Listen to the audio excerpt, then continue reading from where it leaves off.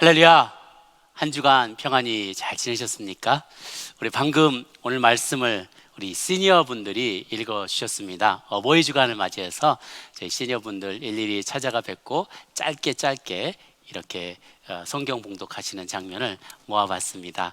너무 수고하셨고요. 그 5초를 위해서 단장을 하시고 또 미장원도 다녀오시고 얼마나 이렇게 잘 준비하셨는지 몰라요.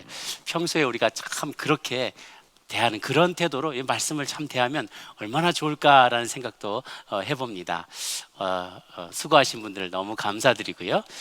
말씀드린다시피 오늘 또 어버이 주간 맞아서 또 하나님께서 우리 어버이들에게 주시는 말씀 또한 동시에 자녀들에게 주는 그런 말씀을 준비해 보았습니다. 우리가 부모의 은혜를 기억하고 또 나도 그렇게 다음 세대에 은혜를 전파하는 부모가 되기 위해서 애써야 될 줄로 믿습니다. 우리 모두는 누군가의 아들이고 또 누군가의 아버지, 어머니 혹은 할아버지, 할머니입니다. 지난 새벽때에도 인용되었던 어느 시인의 말처럼 인생은 섬이 아닌 것이죠. 우리는 하늘에서 뚝 떨어진 존재가 아니라 동시에서 살아가는 사람들과 뗄래야 뗄 수 없는 관계일 뿐만 아니라 우리의 앞서 살아간 세대들과 또 우리 뒤에 오게 될 세대들과도 뗄 수 없는 깊은 관계를 맺으며 살아가고 있습니다. 그러나 우리 부모들은 자녀에 대해서 이제 끊임없이 불평을 하죠. 너무 게으르다, 너무 무책임하다, 너무 약하다라는 것이에요. 제 아버님도 제가 조금만 게으르거나 나약한 모습을 보이면 이렇게 얘기합니다. 야, 아빠는 심리나 떨어진 학교 걸어 다녔다. 소학교 걸어 다녔다. 마치면 집에 돌아와서 소 꼴 베어다 주고 산에 나무하러 다니면서도 늘 영어 단어 놓지 않고 공부했다. 그러시면서 네가 부족한 게 뭐가 있냐, 공부만 해도 되는 게 얼마나 행복하냐고 어렸을 때 책망하시던 기억이 납니다. 그러나 이런 이야기는 비단 지금 이야기뿐만이 아닌 것 같아요. 과거에도 이런 부자지간의 대화가 오고 갔다고 합니다. 너 어디 갔다 왔냐? 아무 데도 안 갔습니다. 도대체 왜 학교를 안 가고 빈둥거리고 있냐? 제발 철 좀 들어라. 왜 그렇게 버릇이 없냐? 선생님에게 좀 존경심을 표해라. 항상 인사드려라. 수업 끝나면 집에 안 오고 왜 밖에만 싸돌아다니냐? 내가 언제 내 다른 애들처럼 땔감을 잘라오라고 했느냐? 쟁기질을 하게 했느냐? 나를 부양하라고 했느냐? 도대체 왜 글 공부를 안 하냐? 너 형 좀 본받아라. 동생 좀 본받아라. 이런 얘기를 했다는 기록이 BC 2500년경에 발견된 수메르 시대의 점토판에 나와 있는 문구라고 합니다. 일리아드에 보면 그리스에도 고대 장수들은 혼자서도 가뿐히 돌을 들어서 적에게 던졌는데 요즘 젊은이들은 두 명이서도 들지 못할 정도로 약골이다 하고 당시의 젊은이들을 비난하는 장면이 또 나옵니다. 아마도 부모의 눈에 보기에 젊은 자녀들은 미덥지 못했던 것 같습니다. 그러나 이것은 동서고금을 막론하고 자녀들의 훈련 문제가 모든 세대가 이제 고민하던 그런 문제였음을 잘 알려줍니다. 그래서 오늘 말씀의 첫 번째 제가 강조하고 싶은 것은, 성경이 강조하는 바는 우리 부모들은 훈련하는 부모가 되어야 된다라는 것입니다. 자녀를 훈련하는 그런 부모가 성경이 권장하고 성경이 격려하는 그런 부모의 모습이라는 것이죠. 성경은 경건한 부모라면 놓치지 말고 반드시 자녀를 반드시 말씀으로 훈련시켜야 한다라고 강조합니다. 훈련이라는 단어의 어원은요, 유대 여인들이 아이들을 낳았을 때 대추야자 열매로 만든 반죽을 아이 혓바닥에 발라 넣는다 그래요. 그러면 이게 이 반죽이 발라져 있으니까 갈증을 느낀다는 것이죠. 그러면 엄마의 젖을 찾게 된다는 거예요. 그렇게 갈증을 유도하게 만든 데에서 유래했다고 합니다. 성경은 자녀들이 지혜, 곧 하나님의 말씀을 찾고 따르고 가르치도록 훈련할 것을 강조합니다. 내 말을 내 마음에 두라. 내 명령을 지키라. 그리하면 살리라. 잠언 4장 4절 말씀이었고요. 또 22장 6절에 보면 이렇게 되어 있습니다. 마땅히 행할 길을 아이에게 가르치라. 그리하면 늙어도 그것을 떠나지 아니하리라는 것입니다. 여기서 아이는 사실 젖먹이를 가리킵니다. 인간의 아기는 잘 아시다시피 동물이나 다른 동물들과 달리 스스로 생존할 수 있는 능력을 얻기까지 굉장히 오랜 시간 동안의 보호와 양육과 훈련이 필요합니다. 그래서 나도 잠언 4장 3절에 보면 나도 내 아버지에게 아들이었으며 내 어머니 보기에 유약한 외아들이었다라고 합니다. 어머님 보시기에는 얼마나 불안불안하셨겠어요? 솔로몬이 그렇게 고백을 하는 것이죠. 내 아버지에게는 참 내 아버지에게 귀한 아들이었고 어머니 보기에 유약한 외아들이었다. 외아들은 아니었습니다. 다른 아들들이 있었지만 그렇게 소중하게 여기면서 자라난 또 엄마가 애지중지하면서 또 불안불안하면서 키웠던 그런 자녀였다라고 솔로몬이 고백을 하죠. 그래서 부모는 자식들에게 부지런히 진리를 가르쳐주며 진리 안에 거하도록 훈련시켜줘야만 합니다. 우리가 그렇게 우리 아버지 어머니에게 배운 것처럼 우리도 우리의 자녀들을 그렇게 양육하고 가르쳐야만 하는 것이죠. 그러면 어떤 우리 성도님들 가운데 시니어 분들은 아우 나는 이제 해당 사항 없네. 우리 자식들 다 키워놨는데 우리 손자 손녀들만 있지 나 자식들 없다. 나는 상관없다라고 생각하실 분들이 있을지 모르겠어요. 그러나 그렇지 않습니다. 저희 자녀들이 저희 아이들이 한국에서 미국으로 떠나올 때 할머니가 공항까지 따라 나오셔서 용돈을 쥐어주시면서 기도문을 적은 편지를 주셨어요. 나중에 제가 미국에 왔을 때 그것을 한번 봤는데요. 아 그런가 보다. 또 할머니가 또 이렇게 기도문을 적어주셨구나 생각했는데요. 몇 달이 지나서 얼마 전에 아이 방에 들어가 보니까 그렇게 어질러져 있는 책상 위에 벽에 떡하니 그 기도문이 붙어 있는 거예요. 부모가 바빠서 믿음을 전해주지 못하거나 부모에게 실망한 자녀들이 부모의 말을 귀담아 듣지 않는다면 자주 보지 못할지라도 할아버지나 할머니들이 편지로 또 전화로 기도로 귀한 영향력을 여전히 미칠 수가 있는 것이죠. 그것이 우리가 자녀들에게 줄 수 있는 최고의 신앙의 유산이기 때문입니다. 링컨의 어머니 이야기 우리가 잘 알고 있습니다. 혹자는 이렇게 얘기합니다. 하나님은 링컨에게 위대한 사람이 될 만한 조건은 한 가지도 주지 않으셨다. 다만 그에게 가난과 훌륭한 신앙의 어머니만을 주셨을 뿐이다. 어머니 낸시 링컨은요 황무지를 개척한 개척자의 아내로서 두 자녀의 어머니로 척박한 자연환경과 싸우며 가난한 시골 생활을 견뎌냈다고 합니다. 하루 종일 농사일을 하고 허드렛 일로 바빴지만 자녀들을 돌보고 교육하는 일 소홀히 하지 않았어요. 그리고 때때로 찬송가를 불러주며 성경 이야기를 들려줬다고 합니다. 링컨 가족은 외진 시골 마을에 살고 있어서 학교가 없었기 때문에 자녀들을 직접 글을 가르치고 교육을 하였다고 해요. 그가 링컨이 10살 되던 해에 어머니와 세상을 떠나셨는데 이렇게 유언을 남기셨다고 하죠. 이 성경책은 내 부모님부터 물려받는 것이다. 나는 너에게 100에이커의 땅을 물려주는 것보다 이 한 권의 성경책을 물려주는 것을 정말로 기쁘게 생각한다. 이 성경책 부지런히 읽고 말씀대로 실천하는 사람이 되기를 바란다 라고 유언하셨다는 거예요. 그래서 링컨은 비록 정규학교 1년밖에 다니지 못했지만 불철주야 공부하며 노력해서 많은 실패에도 불구하고 미국 대통령으로서 훌륭한 역할을 수행하게 되죠. 잘 아시다시피 미국은 본래 2000년의 교회 역사 가운데 가장 순결한 신앙 정신을 이어왔다고 일컬어지는 청교도 정신의 바탕을 두고 건국된 나라입니다. 나중에 생긴 코넬 대학만 제외하고 모든 아이비리그 대학들은 설립 당시에 이미 성경대학 혹은 기독교 대학으로 시작되었다고 합니다.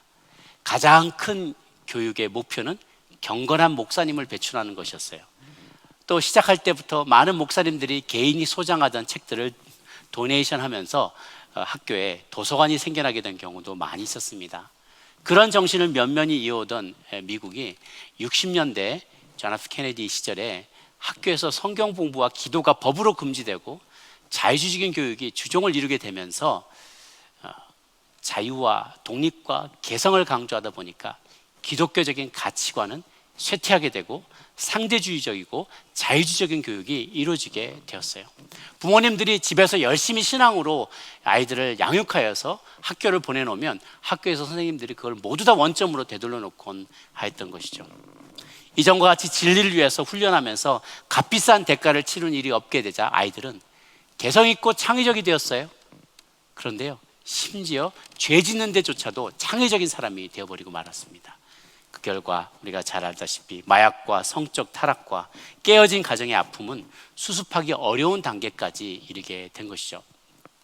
제가 신대원 때 아름다운 도시 풍광을 너무 좋아해서 동경하면서 샌프란시스코로 교환학생을 나갔던 적이 있어요. 그러다가 거기서 당시에 대학가에 남아있던, 그때까지 남아있던 히피 문화와 마약 문화와 동성애 문화를 보고, 심지어는 또 그 문화가 신학교 안에까지 들어와 있는 것을 보고요, 얼마나 큰 충격을 받았는지 모릅니다. 우리 많은 부모님들이 어서 빨리 자녀들을 키워서 대학 보내고 이 자녀 양육의 책임을 벗어버리자, 그러고 싶은 마음들이 많이 있는 것을 압니다. 수동적인 생각이죠. 그런데 성경은 그래서는 안 된다고 이야기합니다.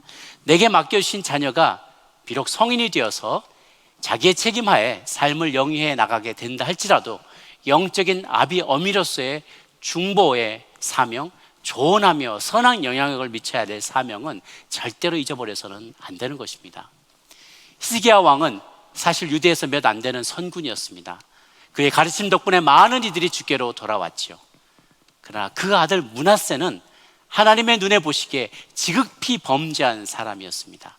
아버지가 쌓아 올라갔던 모든 명예와 백성들의 신앙심을 한 세대 만에 깡그리 무너뜨려버리고만 우상을 섬긴 왕이었습니다.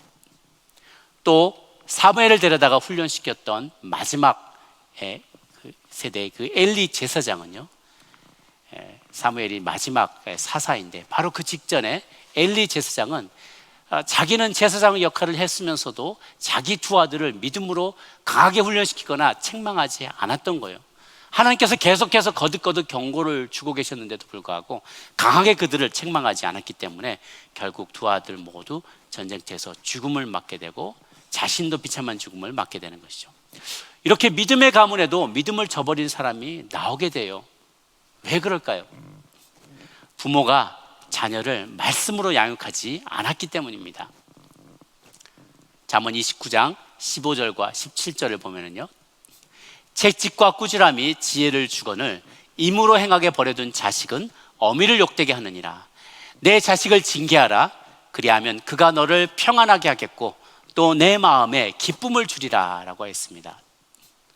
성경은 자녀가 바른 길을 가게 하기 위해서 필요하다면 채찍과 꾸지람과 징계가 필요하다고 말합니다. 어떤 이들은 그 이야기를 들으면 고개를 갸우뚱해. 요즘에 또 젊은 세대들은 더 많이 고개를 갸우뚱거릴 겁니다. 소위 진보 진영에서는 부모가 자녀에 대해 지나치게 간섭하는 것을 자녀라는 개인의 자유와 독립과 인권을 훼손하고 간섭하는 전 근대적인 교육 방식이라고 매도합니다. 그냥 아이들 자유롭게 선택하도록 내버려두면 안 되냐? 자기들에게 권리가 있는 거 아니냐? 왜 자꾸 신앙을 강요하냐라고 얘기합니다.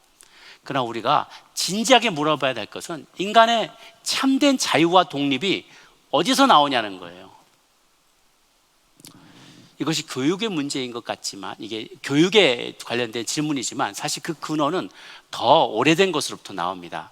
1776년에 미국이 독립전쟁을 할 때, 그리고 독립전쟁과 이어진 독립선언, 그리고 1789년에 몇 년 뒤에 프랑스 혁명은요, 얼핏 비슷하게 인간의 자유와 평등과 독립을 주장한 것 같아요. 그런데 완전히 결이 다른 두 사건입니다. 이 두 사건은 정치와 경제뿐만 아니라 세계관과 특히 교육의 분야에 매우 중요한 분수령이 되는 사건이었습니다. 미국의 건국의 아버지들은요, 철저하게 총교도교적인 가치관에 입각해서 절대군주들의 횡포로부터 하늘이 부여해 준 인권을 지켜야만 한다. 신앙의 자유, 개인의 평등과 또한 독립을 얻으려고, 또 행복을 추구할 수 있는 권리를 얻으려고 몸부림치면서 미국의 독립을 선언했죠. 그러나 13년 뒤에 있었던 프랑스 혁명의 주도 세력들은요, 인간의 이성의 우월함을 확신했어요. 그래서 신은 필요 없다라고 외치는 거예요. 사회 속에서, 역사 속에서 기독교의 모든 흔적을 다 지우려고 했습니다. 비록 우리가 잘 알려져 있는 레미제라블 같은 뮤지컬들이 그것을 미화하고 있지만요, 로베스피에르가 대표로 있었던 그 정권에서는 공포 정치와 독재 정치를 일삼아서 그 후로 20만 명이 넘는 양민들이 학살되는 끔찍한 사건들이 벌어지게 됩니다. 인간의 이성이 하나님의 통치보다 우월하다고 주장하고 믿었기 때문에 그렇습니다. 그 스피릿은 그대로 러시아 혁명과 중국 혁명에도 반복이 됩니다. 그 배경에 유물론적인 그리고 무신론적인 역사관과 세계관이 자리하고 있기 때문에 그렇습니다. 제가 긴 역사 이야기를 했지만 결론은 이것입니다. 인간이 하나님 없이 자연 상태를 그냥 내버려 둘 때 결코 선을 선택할 수 있는 존재가 아니라는 거예요. 그러므로 말씀을 미리 깨닫고 은혜를 받은 부모들이 자녀들을 말씀으로 훈련시켜야만 한다는 것입니다. 10대들의 범죄로 골치를 앓고 있었던 휴스턴 텍사스의 어느 폴리스 디파트먼트에서 자녀를 망칠 수 있는 12가지 비결이라는 것을 발표했습니다. 의미심장한 내용인데요, 이런 것입니다. 첫 번째, 유아 때부터 아이가 원하는 것은 무엇인지 주도록 해라. 그러면 그 아이는 자라나면서 자기 삶에 대해 세상에 책임져 줘야 한다고 믿게 될 것이다. 두 번째, 아이가 나쁜 단어들을 배우고 사용하면 웃어줘라. 그러면 아이들은 자기가 귀엽다고 느낄 것이다. 큐트하다. 욕하는 게 아주 나쁜 단어를 쓰는 게 아주 큐트하다고 생각을 하게 될 것이다. 세 번째, 어떤 영적 훈련도 시키지 마라. 아이가 자라서 21살이 되어서 스스로 자신의 신념을 결정할 때까지 기다려라는 거예요. 다시 한번 아까 말씀드렸던 내용의 반복이죠. 넷째, wrong, 잘못됐다, 그것은 잘못이다 라는 단어를 결코 쓰지 말아라. 아이들에게 죄책감을 심어줄 것이다. 소위 말하는 진보적인 교육의 교육 철학입니다. 잘못됐다라고 말하죠. 왜? 누가 당신이 뭔데, 당신이 누군데 무엇이 옳고 그런 거를 결정하냐? 그거 다 상대적인 거 아니야. 상대주의적인 세계관인 것이죠. wrong이라는 단어 쓰지 말아라. 아이들에게 죄책감을 심어줄 테니까. 그렇게 하면 나중에 이 아이가 남의 차를 도둑질하다가 체포되게 되면 이 사회가 자신에 대해 오해하고 있으며 부당하게 핍박받고 있다고 믿게 될 것이다. 다섯 번째, 아이가 놀다가 남겨놓은 물건들은 모두 치워줘라. 모든 것을 아이를 대신해서 해줌으로써 아이가 자신의 모든 책임을 다른 사람에게 던져버린 일에 매우 익숙해질 것이다. 여섯 번째, 아이로 하여금 인쇄된 것은 무엇인지 읽도록 내버려둬라. 아이가 먹고 마시는 접시와 컵은 잊지 말고 깨끗이 소독해야 하지만 그들이 마음의 쓰레기를 먹고 살도록 내버려둬도 좋다. 일곱 번째, 아이들 앞에서 부모가 자주 싸우도록 해라. 그러면 아이들은 집안이 파탄나고 부모가 이혼하게 되어도 그다지 큰 충격을 받지는 않을 것이다. 여덟 번째, 아이가 필요로 하는 돈을 모두 주고 스스로 벌지 않게 해라. 아홉 번째, 원하는 음식과 음료수와 편리를 모두 제공해 줘라. 모든 감각을 만족시키는 것을 제공해 줘라. 열 번째, 이웃들과 선생님들과 경찰이 당신 자녀의 허물에 대해서 이야기할 때 항상 아이 편을 들어줘라. 그들은 당신 자녀에 대해 모두 다 편견을 갖고 있기 때문이다. 11번째, 아이가 정말 큰 문제에 연루되게 되면 모두 다 내 탓이라고 말하고 사과해라. 마지막 12번째, 이제 일평생 지속될 슬픔의 삶을 준비해라. 여러분에게 얼마나 많이 해당되는지 모르겠습니다. 우리 모두 자녀들에게 훈련시켜야 될 영역이 참으로 많습니다. 가장 중요한 것, 하나님의 말씀을 연구하고 묵상하는 훈련, 또 하나님의 것을 하나님께 드리는 훈련, 가난한 이웃을 돕고 선행을 베푸는 훈련, 봉사하는 훈련, 시간과 재정을 선용하는 훈련, 욕심을 내려놓는 훈련, 감정을 컨트롤하는 훈련, 갈등을 해결하는 훈련 등등 많은 것들이 있습니다. 이 모든 분야에서 성경은 자녀들을 사랑하는 만큼 책망하라고 이야기합니다. 귀한 자녀라서 애지중지하면서 경계하지 못하고 책망하지 못하면 자녀를 망치게 된다는 것입니다. 물론 자기도 본을 보이지 않으면서 위선적이고 일관성 없는 교육을 강요하면 자녀들은 분노하게 되죠. 또 홧김에 자녀들을 체벌하는 것도 절대로 해서는 안 될 일입니다. 그러나 반대로 부모 자신도 각고의 노력을 하면서 자신도 바르게 믿음 위에 살고자 몸부림치면 완벽하지는 않을지라도 그렇게 살려고 애쓰는 그 모습을 자녀들 앞에 보여주면 그들도 감동을 받고 따르게 될 것이고 언젠가는 그 부모를 이해하게 될 것이기 때문입니다. 히브리서 12장 11절의 말씀에 이렇게 되어 있습니다. 무릇 징계가 당시에는 즐거워 보이지 않고 슬퍼 보이나 후에 그로 말미암아 연단받은 자들은 의와 평강의 열매를 맺느니라. 징계가 당시에는 모두에게 힘듭니다. 징계하는 부모나 징계를 받는 자녀나 모두 힘들죠. 자녀들은 반발할 것이고 관계가 깨질 듯한 순간적인 아픔도 경험하게 될 것입니다. 그리고 그것을 지켜보는 부모의 마음도 아픕니다. 그러나 짧은 행복, 긴 고통을 선택하시겠습니까? 아니면 짧은 고통 그리고 이어지는 긴 행복을 선택하시겠습니까? 이렇게 짧은 고통, 이 지금의 훈련의 시간은 짧고 고통스럽지만 이후에 이어질 긴 행복을 선택함으로 믿음으로 자녀를 훈련시키는 저 여러분 모두가 되시기를 주의 이름으로 축원합니다.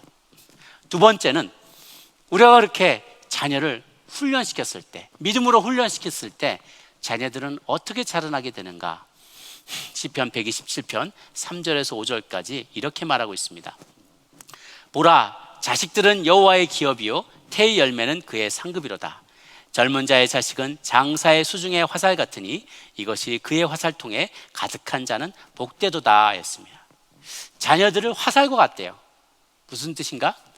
우리에게 맡겨진 시간 동안 우리는 화살의 그 대를 튼튼하게 그리고 일직선으로 똑바르게 만들어줘야 되죠. 화살촉을 갈아서 날카롭게 만들어줍니다. 끝에 깃털을 잘 달아서 휘청휘청거리지 않고 요동치지 않고 바로 관역을 향해서 날아가도록 만들지요. 그리고 마지막으로 화살을 시위에 달아서 목표를 향하여 힘차게 릴리스 해야만 합니다. 그 목표는 바로 각 사람의 인생을 향한 하나님의 뜻인 것이죠. 그런데 중요한 것은 화살은 스스로 날아갈 수 없다는 거예요. 화살이 가만히 있다가 저쪽으로 날아갈 리가 없죠. 힘을 받아야 됩니다. 그 화살을 세상 가운데로 힘차게 쏘아보낼 수 있는 능력, 그것은 바로 부모가 주님께로부터 받은 능력입니다. 부모가 잘 다듬고 훈련하여서 힘차게 세상을 향해서 쏘아보낼 때 관역을 맞추게 되는 것입니다. 그런데 성경은 이렇게 얘기합니다. 잘 훈련되고 다듬어져 있는 화살, 이 화살이 전통에 가득히 준비된 사람을 원수는 함부로 대적할 수 없게 된다는 거예요. 전통에 화살이 가득한 자는 안심해도 좋다는 거예요. 말씀으로 잘 양육된 자녀는 세상의 험한 풍파 속에서도 험한 풍파를 지나가는 때 부모들 깊이 사랑하고 존경하기 때문에 언제든지 부모가 위경에 처하게 되면 달려와서 그를 도와준다는 거예요. 그래서 성경은 그러므로 전통의 화살이 가득 준비된 사람은 복이 있는 사람이다. 자녀가 많으면 키울 때 힘들고 어려운 일도 많이 있지만 결국은 전통의 그 자녀들이 가득하면 때로는 내가 실패하기도 하고 부족해서 자녀들을 필요를 채워줄 때 많은 어려움이 있을지 모르지만 그럼에도 불구하고 포기하지 않고 말씀으로 열심히 그들을 양육한 자들은, 그 부모들은 노년에 그 자녀들이, 젊어서 자녀를 열심으로 훈련한 부모는 노년에 끝까지 그 곁을 지키며 섬기는 자녀를 얻게 된다는 것입니다. 훈련하는 부모가 순종하고 섬기는 자녀를 얻게 됩니다. 다시 말씀으로 자녀를 열심히 양육하고 훈련하는 부모는 노년의 끝까지 그 곁을 지키며 섬기는 자녀를 얻게 된다는 것입니다. 이 가정의 달에 주의 말씀을 쫓아 믿음의 양육을 실천하는 저와 여러분 모두가 되시기를 주님의 이름으로 축원합니다.